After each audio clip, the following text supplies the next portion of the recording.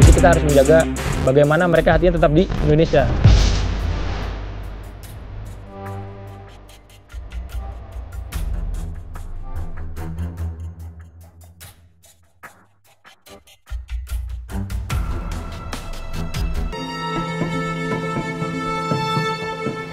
Sebagai negara kepulauan, Indonesia tercatat memiliki 111 pulau kecil terluar dengan 92 diantaranya berbatasan langsung dengan negara tetangga. Salah satu pulau yang berperan krusial dalam mempertahankan kedaulatan Indonesia di wilayah perbatasan adalah Pulau Sebatik, Kalimantan Utara. Pulau ini dimiliki oleh dua negara sekaligus, yakni 246,61 km persegi wilayah selatan dimiliki Indonesia, sedangkan sebelah utara seluas 187,23 km persegi milik Malaysia, tepatnya di negara bagian Sabah. Fenomena rumah dua negara pun terjadi di pulau ini, di mana terdapat rumah-rumah yang sebagian sisinya berada di Indonesia dan sisi lainnya di Malaysia. Kondisi geografis ini menjadikan Pulau Sebatik cukup unik, karena terpisah oleh perbatasan internasional antara dua negara. Namun di sisi lain, fakta ini menjadikan Pulau Sebatik rentan terhadap tindak kriminalitas seperti penyelundupan barang ilegal, pekerja migran ilegal, hingga peredaran narkotika. Malaysia itu memperbolehkan transit pengiriman narkoba, tapi tidak boleh diredarkan lah. Waspadaan inilah yang harus kita tingkatkan. Jangan sampai ya peredaran narkoba besar-besaran di Indonesia itu dari Malaysia yang dikirim dari Cina dan juga dari beberapa negara besar itu masuknya ke lewat pintu-pintu pulau terluar, terutama Sebatik, untuk diedarkan menjadi transit dan diedarkan di seluruh Indonesia ini. Kondisi geografis ini membuat saya penasaran bagaimana sistem penjagaan di Pulau Dua Tuan ini. Setibanya di Tarakan, saya melanjutkan perjalanan laut selama 3 jam ke Pelabuhan Nunukan dengan arus gelombang yang cukup menantang adrenalin.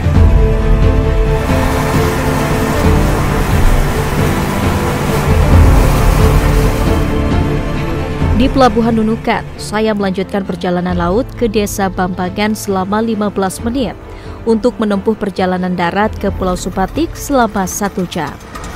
Bapak, makasih banyak ya. Hati-hati, Pak.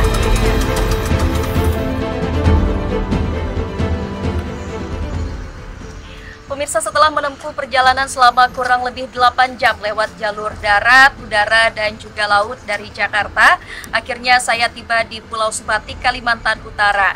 Saya akan melihat bagaimana satuan tugas melakukan penjagaan dan juga patroli rutin di salah satu pulau terluar yang berbatasan langsung dengan negara Malaysia ini.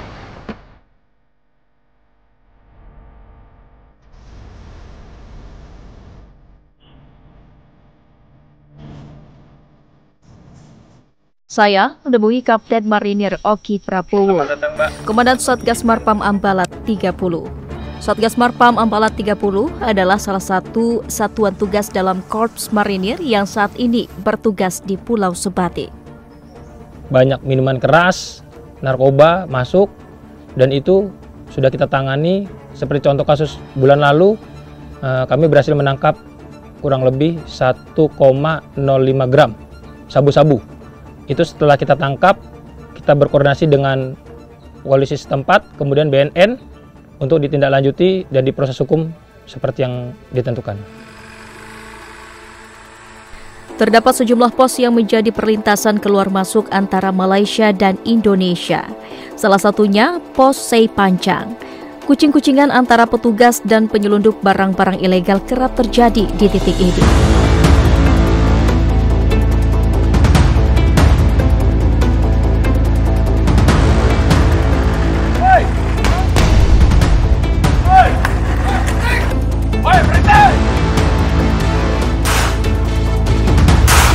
Apa ini? Hei, kamu ditanya diem aja. Ada lagi nih, apa nih? Kenapa ini? Keras bawa apa itu? Apa itu? Hei, apa itu? Sabu. Selain masuknya barang-barang ilegal, masalah delineasi dan demarkasi batas wilayah juga turut menjadi tantangan serius di pulau-pulau terluar. Pemirsa, salah satu hal yang paling krusial dalam menjaga Pulau Sebatik ini adalah memastikan patok perbatasan wilayah antara Indonesia dan Malaysia berada pada posisi yang semestinya. Sejumlah upaya pun dilakukan oleh Satgas Marinir agar patok wilayah ini tidak bergeser atau bahkan hilang. Selamat siang, Pak. Ya, selamat siang. Selamat datang di Pos Marinir Bajau Laut. Kita akan melaksanakan patroli sektor wilayah timur, patroli patok. Kita laksanakan tugas negara dengan penuh rasa tanggung jawab. NKRI harga mati.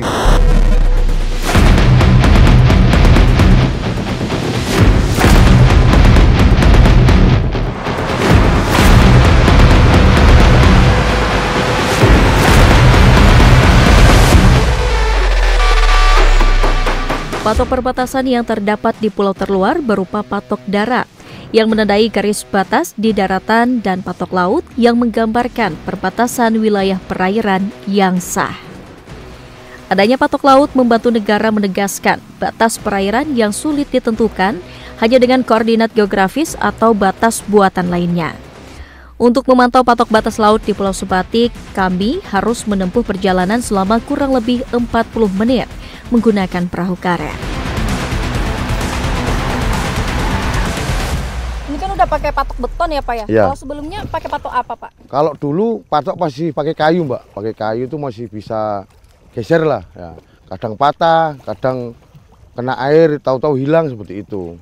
Kita pastikan dulu jangan sampai patok kita bergeser, Mbak ya. Kalau kita mau berbicara rugi, yang rugi kita sendiri, negara kita. Karena jangan sampai wilayah kita diklaim dengan dari pihak negara lain seperti Malaysia yang saat ini.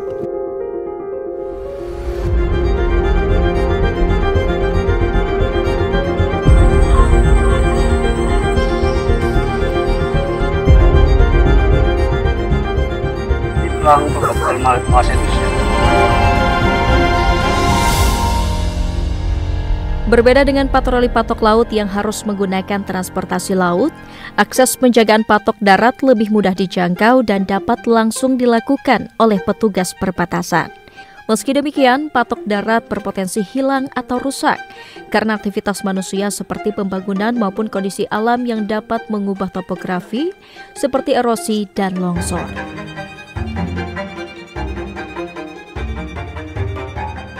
Letaknya yang berada di perbatasan membuat Pulau Sebatik rentan terhadap berbagai permasalahan sosial. Kehadiran Satgas Marinir membuat warga merasa terlindungi dari ancaman kejahatan yang kerap terjadi di wilayah perbatasan. Kami aman betul tinggal di depan pos kawasan angkatan ini. Aman, motor diletak di situ saja, pintu tanpa dikunci pun kita keluar.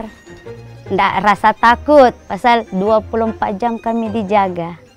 Sekarang sampai sekarang itu jarang juga yang itu ini, artinya barang-barang terlarang masuk di sini. Jangankan barang-barang begitu, sembako apanya itu semua dijaga ketat masuk di sini. Posisi Indonesia yang berbatasan langsung dengan negara-negara besar di Asia Tenggara dan Oseania membuat penjagaan terhadap sejumlah pulau-pulau terluar menjadi krusial. Penetapan status Pulau Sipadan dan Ligitan yang terletak di Laut Sulawesi menjadi milik Malaysia pada tahun 2002 menggambarkan betapa pentingnya perlindungan di wilayah terluar.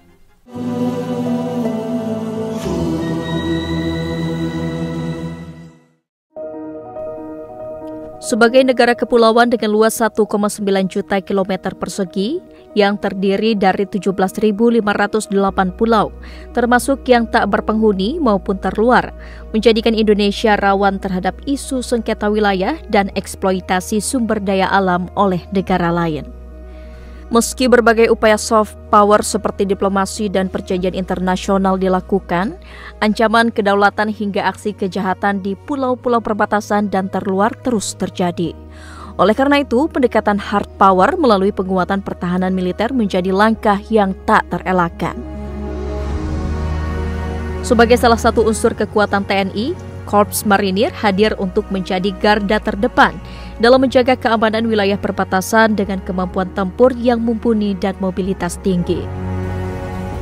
Satgas Marinir Pulau Terluar ini dimulai pada tahun 2005. Yang melatar belakangi ini adalah pertama rasa tanggung jawab terhadap Republik Indonesia atau NKRI, karena Satuan Marin ini adalah salah satu bagian dari TNI yang mempunyai tugas pengamanan pulau-pulau terluar.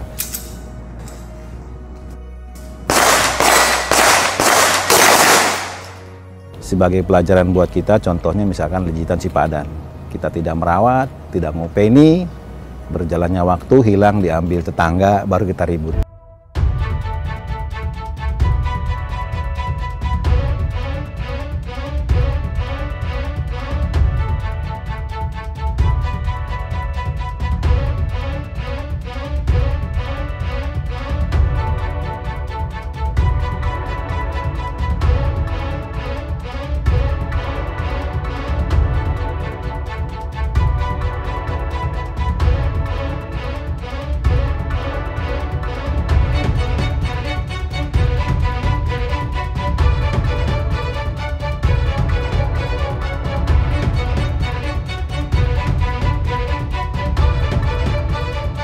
Negara di wilayah-wilayah ini menjadi penting guna memperkuat pengelolaan wilayah-wilayah terluar. Kami harus menjaga netralitas masyarakat sekitar agar tidak lebih condong atau dominan ke negara sebelah. Contoh, karena di sini orang lebih sering menyebutkan harga itu dengan ringgit Malaysia dibanding rupiah. Jadi harga mereka lebih condong ke, kalau kita belanja ini contoh, dia menggunakan harga 22 ringgit seperti itu. Jadi kita harus menjaga bagaimana mereka hatinya tetap di Indonesia dengan membiasakan ngomong rupiah, dia cinta rupiah.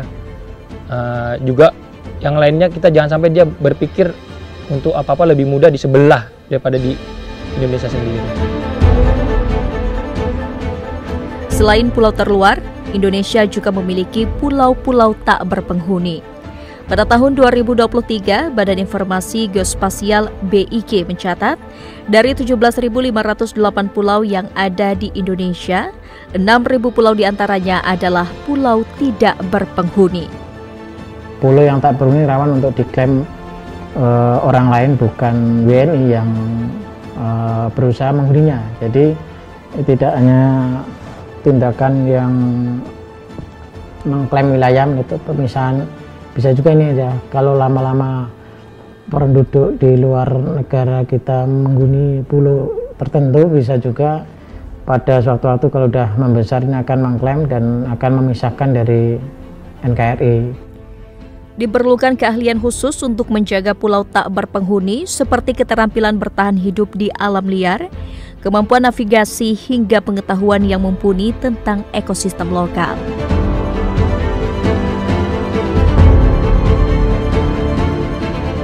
Di sini dibekali berbagai hal, contohnya dari fisik, mereka dilatih karena wilayah atau cuaca dan lain-lainnya berbeda dengan ada di basis. Di sana mungkin kalau pulau terluar pasti anginnya lebih kencang. Diajarin juga masalah mungkin navigasi atau kompas, diajarin juga masalah melaksanakan drone, patroli dan lain-lain. Ini perlu diajari yang kira-kira melekat dalam jiwanya untuk punya rasa tanggung jawab, nasionalisme yang tinggi. Kalau tinggal di pulau yang berpenduduk, sama dengan kita dari sini pindah ke sana, nggak ada masalah. Tapi di tempat atau di pulau yang tidak berpenduduk, ini sama-sama seperti kita di penjara lah, jauh dari mana-mana.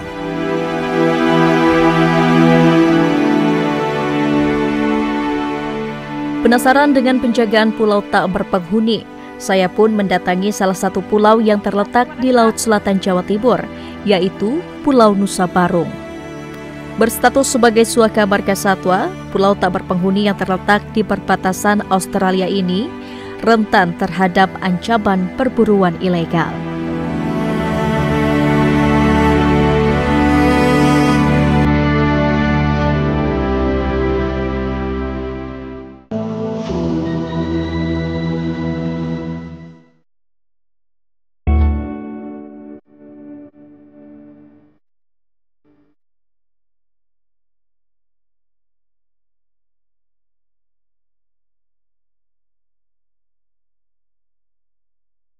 Pulau Nusa Baru merupakan salah satu pulau terluar tidak berpenghuni yang berada di sebelah selatan Pulau Jawa, tepatnya di Desa Pugar Kulon, Kecamatan Pugar, Kabupaten Jember, Jawa Timur.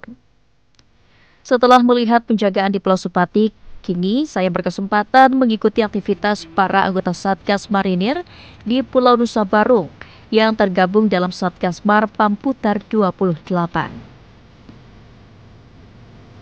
Perjalanan saya dimulai dari Pantai Pancar Pugar.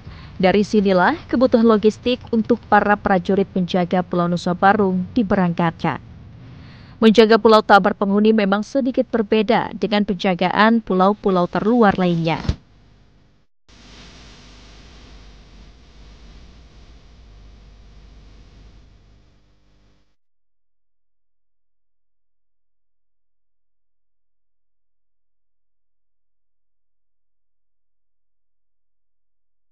Para prajurit harus menjemput logistik dari luar pulau yang lokasinya cukup jauh.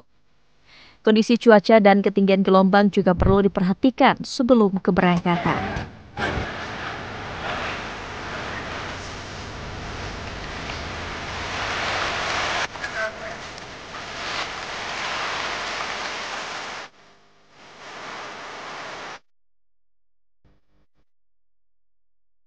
Ya, pemirsa, ini kami sudah sampai di Pulau Nusa Baru setelah menempuh perjalanan selama kurang lebih 45 menit dari Pantai Pancar Pugar Jember menggunakan perahu karet. Dan di sini saya akan melihat bagaimana Satuan Tugas Marinir Pengamanan Pulau Terluar 28 Pulau Nusa Baru melakukan penjagaan dan bagaimana mereka bisa bertahan hidup atau beradaptasi di pulau kosong atau tak berpenghuni ini.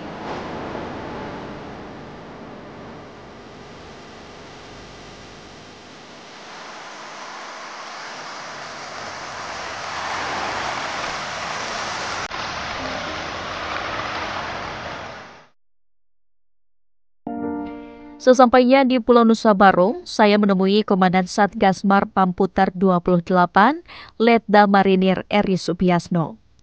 Dan inilah posko jaga berupa tenda sederhana tempat para prajurit berkegiatan. Meski terlihat sederhana dengan memanfaatkan benda-benda di sekitar pulau, para prajurit berusaha membuat posko tetap terlihat asri dan bersih.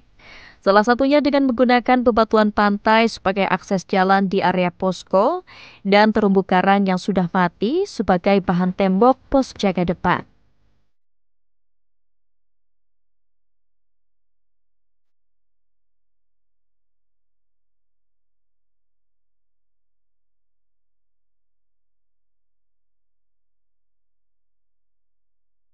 Kabarnya Maria, anak kita gimana kabarnya itu?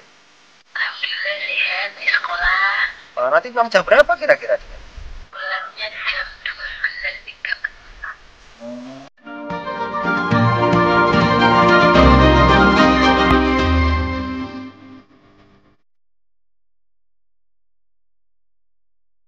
12.30. Pak, tolong lihat kegiatan makan. Ini lagi masak apa, Pak? Ini untuk menu sore hari ini kita masak nasi dengan lauk ayam goreng dan lalapan, Mbak. Ini masih menggunakan tungku kayu bakar, Pak? Iya, kita selama di pulau ini kita menggunakan bahan baku yang alami. Kita menggunakan bahan-bahan yang tersedia di alam pulau ini. Untuk porsinya per hari itu per personil itu 200 gram untuk sekali masak. Berarti untuk berasnya itu kurang lebih kalau satu bulan membutuhkan 600 kilo. Kalau untuk minumannya sendiri, Pak? Untuk minumannya kita membutuhkan rata-rata per harinya itu 2 liter per personel. Kalau satu bulan kita rata-rata per personel itu membutuhkan 4-5 galon. Kita terbatas dengan air bersih ya, kita mandinya masih menggunakan air sumur dan itu pun sumur itu airnya masih air asin. Sedangkan untuk memasak kita sama masih membutuhkan kiriman dari Kalan. Balai Konservasi Sumber Daya Alam BKSDA Jawa Timur mencatat, terdapat lebih dari 60 jenis fauna di Pulau Nusa Barung. Dengan status Waka Marga Satwa dan lokasinya yang berbatasan dengan Australia, Pulau Nusa Barung menjadi sangat rentan terhadap aktivitas pencurian satwa dan tindakan kriminal lain seperti illegal fishing. Tentunya kita mencegah orang yang masuk ke sini, jangan sampai nanti mereka berburu ataupun melakukan perusakan ekosistem, baik itu di darat maupun di laut. Karena untuk berburu di sini sangat tidak boleh. Kita tetap harus menjaga kelestarian alam ini. Lagi nyari apa nih, Pak? Layur, Pak. Layur? Ya. Udah berapa hari laut? 4 hari. 4 hari. Tujuan dari kita untuk penangkapan ikan wajib tradisional ya, Pak ya. Nggak boleh pakai alat tajam ataupun tempat harimau. Ya.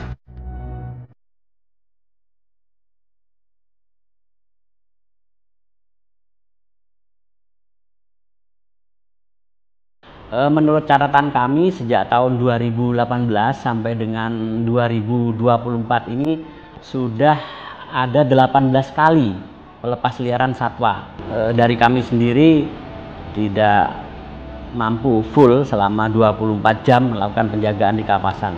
Dengan demikian keberadaan mereka saya pikir sangat membantu tugas-tugas perlindungan dan pengamanan kawasan di pulau tersebut.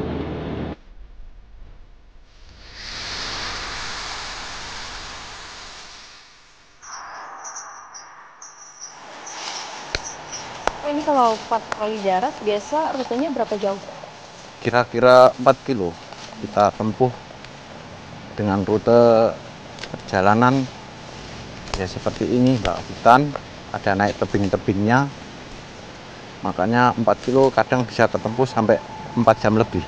Di Pulau Nusa Barung ini termasuk cagar alam dan hutan lindung, makanya kita juga melaksanakan patroli untuk menghindari pencegahan terjadinya illegal logging atau perburuan satwa liar, yang pada intinya agar kelestarian di Pulau Nusa Barung ini bisa tetap terjaga. Upaya masuknya warga negara asing ke pulau ini juga sempat terjadi. Pada 16 September 2024 lalu, Satgas Marpam Putar 28 berhasil mencegah 3 WNA asal Australia yang berusaha masuk ke Pulau Nusa Barung. Sempat kita datangi, karena dia masih masuk di wilayah pesisir, kita datangi, kita tanyai, dia pengen beristirahat di pulau dan kita tidak izinkan. Kami Satgas Pulau Terluar, Pulau Nusa Barung, siap melaksanakan tugas. Hadir! Aua!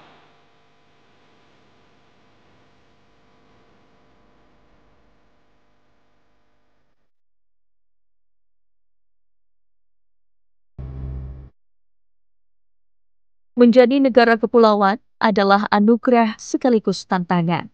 Setiap jengkal pulau menyimpan kekayaan masing-masing. Namun di balik kekayaan ini, ada ancaman yang berpotensi mengganggu kedaulatan Indonesia, mengintai di setiap jengkal wilayah terluar Indonesia. Kehadiran Satgas Marinir di garda terdepan pulau-pulau terluar memberikan rasa aman terhadap keutuhan bangsa Indonesia sebagai sebuah entitas maritim yang kuat.